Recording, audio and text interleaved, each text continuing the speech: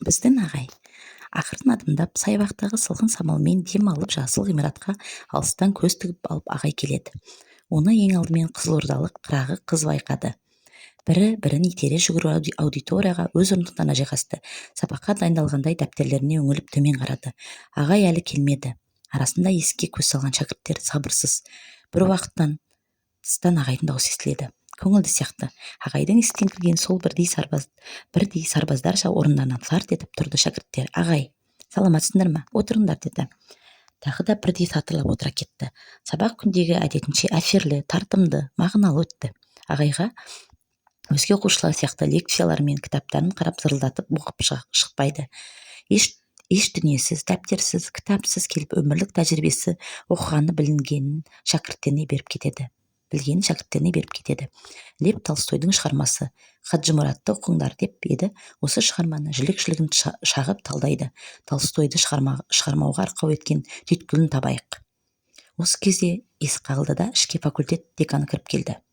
Кешіріңіз ағай, ассалаумағалейкум, қалайсыздар? Одан кейін сарбаздар сап түсеп тұрған бізге қарап, отырыңдар балалар.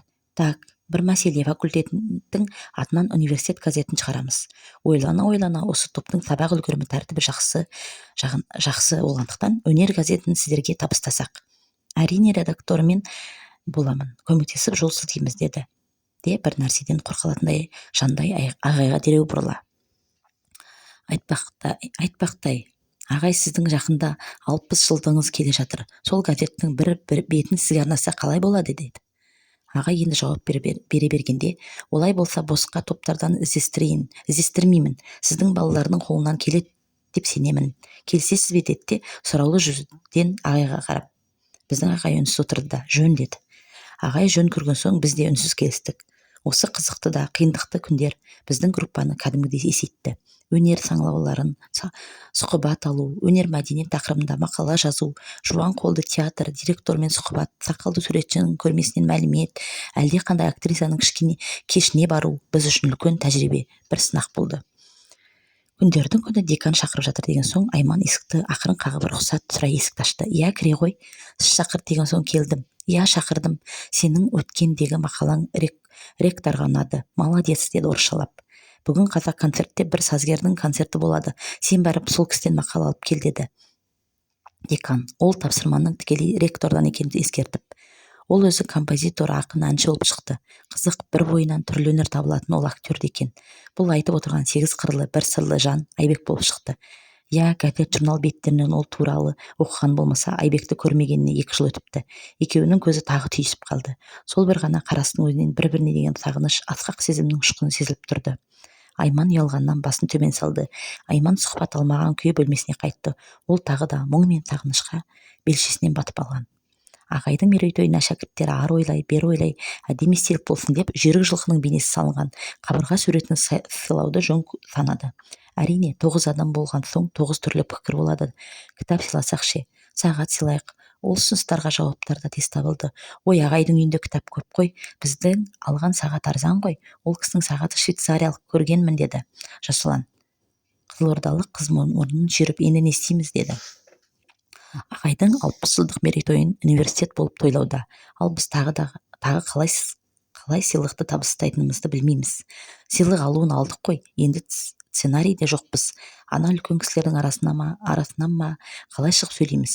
Айманның санасы сан сауал. Ағайдың дәрістері мен айтқан ұлағатты сөздері санасына келе береді. Міне кеш те аяқталды. Жүргізуші: құрметті көрермендер, келгендеріңізге мың рахмет. Келесі кездескенше қош сау болыңыздар деп сөзін аяқтаған сол сахан ортасында Айман тұр. Бірінші болып жанына байқай сала қуанғаннан орнынан тұрып, Айман, молодец, жарайсың деп алақанын соқты, орысша қазақша бірдей сөйлеп. Айман толқысып кетті. Ағай, сіздің бүгінгі мерейтойыңыз құтты болсын. Айман сәл кібіртіктетті. Тәрбиелеп жатқан шәкірттеріңіздің атынан сізге денсаулық, жақсылық тілейміз. Бізге рухани азық беріп, өнеге көрсетіп жүре беріңіз. Сіздің бізге үнемі айтатын бір сөзіңіз есіме келіп тұр. Дән жерге түссе, нәр береді. Нан жерге түссе өледі дегені. Сіз сепкен дән гүлдеп өз жемісін береді. Елімізге қызмет етеді деп сенеміз. Үйіп тыңдап тұрған жұрт ду алақан соқты. Ағайға жігіттер шығып сыйлығын табыстады. Шәкірттер ағайдан соң Айманның қолынан алып батылдығын үшін құттықтады. Айдар: жарайсың Айман, біз енді сыйлықты қайттық деп тұр едік. Осы кез Айманға ағайдың өзі жақындап, рахмет саған деді. Бүгін таңнан Айман өзін біртүрлі сезінді. Қалтасындағы қол орамалын сыйдырмай бір алып бір салып, одан иығына асқан сөмкесіне салды. Айман сабаққа кіргені сол қызылордалық қыз ол деп жылап жіберді. Өзгелер де мұңайып тұр. Құрбысы жанына жылап отырып, ол дүниеден өтіпті деді.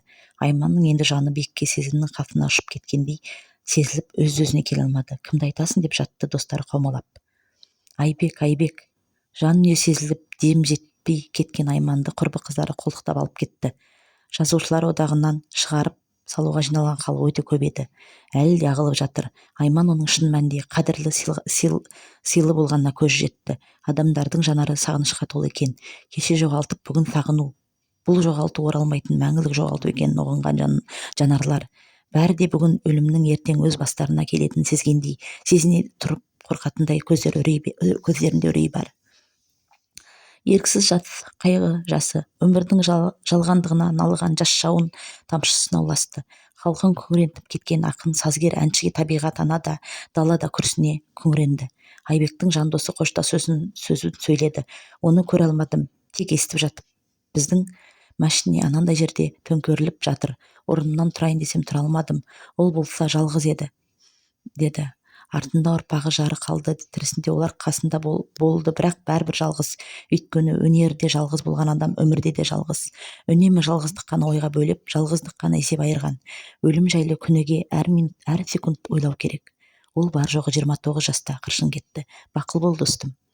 Айманға Айбектің соңғы айтқан жалғыз едік деген сөзі қатты әсер етті де, теңселіп барып есін жиды. Ол өзін кінәлай бастады.